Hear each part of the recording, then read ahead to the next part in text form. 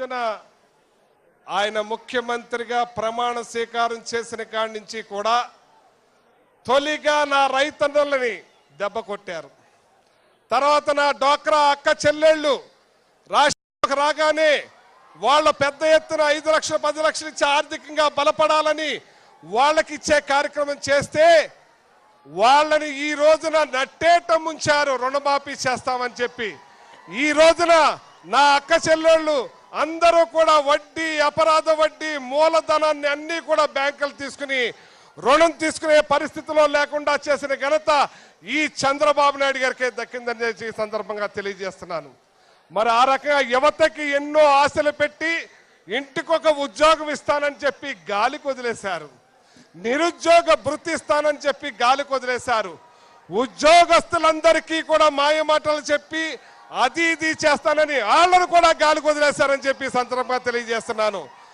మరి ఎంతమందిని కూడా ఏ ఒక్క మానవాళిని కూడా వదలకుండా ఆయన సింగపూరు, జపాను, మలేషియా తిరుగుతూ ఈ రోజు రైతన్న మూలిగే నక్క మీద తాటికాయ పడ్డట్టు ఇదే రోజుల్లో బస్తాకి 900 రూపాయలు 950 రూపాయలు కొట్టుపట్టు ధాన్యానికి ఇస్తే ఈ రోజు 825 రూపాయలు కూడా కొనే నాదులు లేరు. కొన్న దానికి డబ్బిచ్చే పరిస్థితి లేదు. ఇవాళ రైతన్న మరి యూరియా 260 రూపాయలు ఉండే బస్తా 500, 550, 600కి బ్లాక్ లో కొని అమ్ముతున్నారు. నా రైతు సోదరులు వేసుకుంటున్నారంటే వాళ్ళు ఎంత అన్యాయం చేశారని చెప్పి ఈ సందర్భంగా తెలియజేస్తున్నాను.